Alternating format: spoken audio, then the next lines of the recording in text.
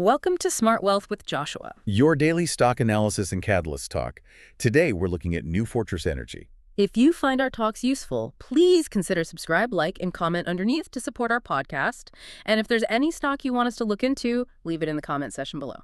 So, let's get into the analysis. And with this one, I think we have to address the elephant in the room right away. We do. This company is going through, well, a highly stressful transitional period. It's not just complex. Right. Management, earlier this year, they had to disclose that there was substantial doubt about its ability to continue as a going concern. And that phrase, going concern, that's about as serious as it gets in finance. It is. It signals the lights might actually go out. For anyone who doesn't track this stuff daily, what was the mechanism here? What drove that level of distress so quickly? It's one giant financial anchor. It's entirely their debt. Okay. The total debt burden it's just massive.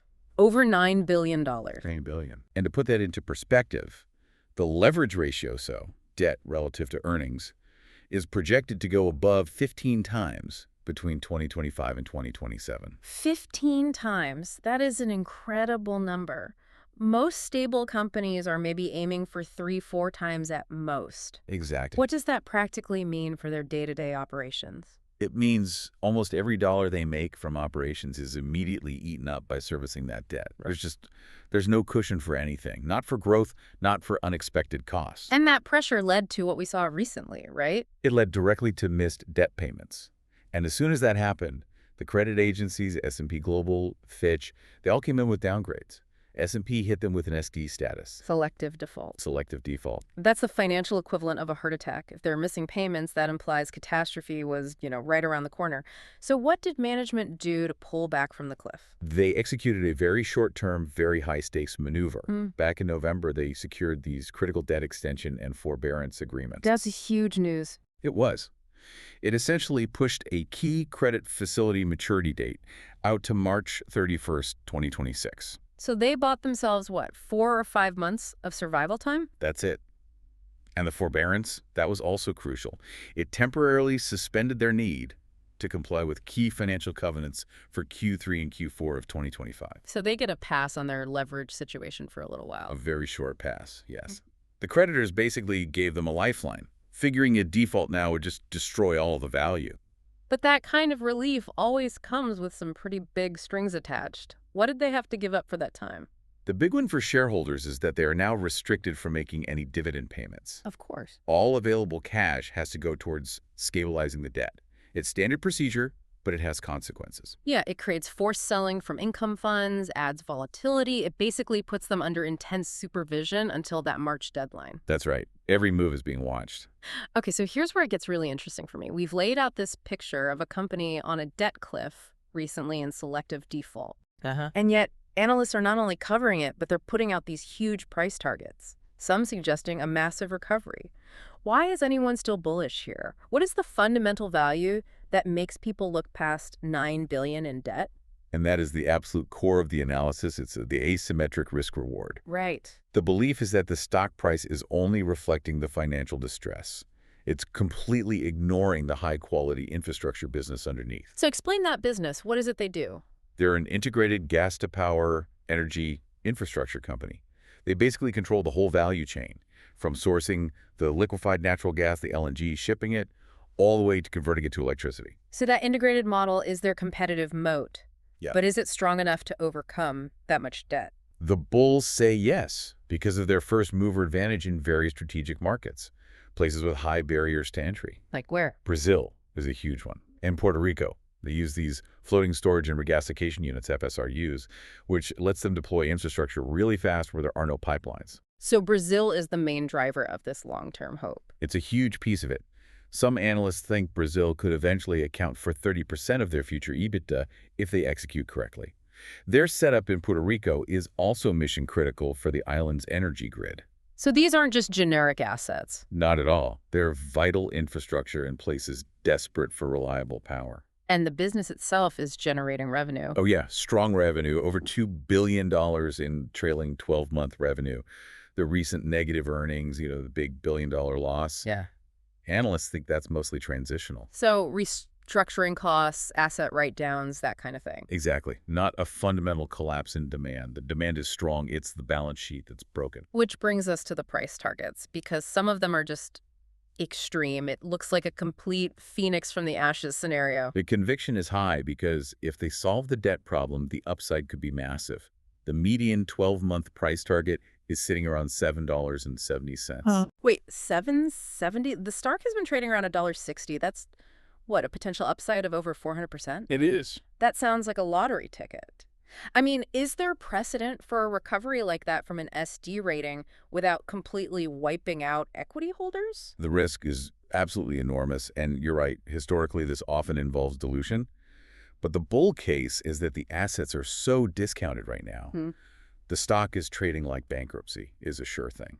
So any good news could unlock value instantly. That's the idea. Yeah. Some targets go as high as $14. It's a belief that the infrastructure's true worth will pop as soon as the debt is fixed. Okay, so let's talk about the when. What are the critical near-term catalysts? The things investors should be watching for in the next, say, 3 months? The next 3 months are absolutely pivotal. There are 3 main things. First, the upcoming Q3 2025 earnings report. That's expected around December 5th. And we're not just looking for revenue there, I assume? No, not at all.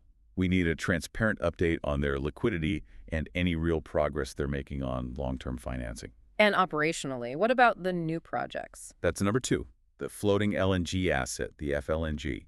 That is expected to come online very soon. And that's a game changer for them. It could be. It lets them produce LNG themselves, which should slash their input costs and really boost future earnings. We need a firm timeline on that. And the third driver is, of course, the debt. It hangs over everything. They have to show continued progress, that they're complying with the new terms, especially with that March 31st deadline racing towards them. Now, when a company is in this much distress, the rumor mill starts working overtime. What's the market chatter right now? The chatter is all about how to get a massive cash infusion, and fast. The big one is potential asset sales. Which assets? Specifically, the Brazil or Mexico terminals. The idea would be to sell them to get cash to pay down the debt before March. That sounds like selling the crown jewels just to survive. It is, but survival dictates the terms right now. There's also speculation about debt for equity swaps with creditors. And for the average shareholder, that usually means what? It typically means significant dilution. The debt load goes down, but the number of shares goes way up, so your piece of the pie gets much smaller. And then, there are the more unsubstantiated rumors. Like what? Potential government assistance, given how important their infrastructure is, or maybe a strategic partner investing. But again, that's highly speculative. Let's shift to the technicals. This stock has been on a wild ride, under $1 to over 16 in the past year. What's the chart telling us now? The volatility is extreme, which reflects that binary outcome we talked about, either near zero or huge upside. Right. It's been trading around $1.60 after that sharp rally, and that rally was driven purely by the debt amendment news in November. So the market really reacted to that. It confirms that any positive news is a powerful catalyst here. Absolutely. The stock surged, 20% after hours on that news? It shows how coiled this spring is. Support right now looks to be near $1.20, with key resistance at that $2 psychological level. What would a break above $2 signal? I think that would signal a big shift in perception, from distressed security to a real turnaround play.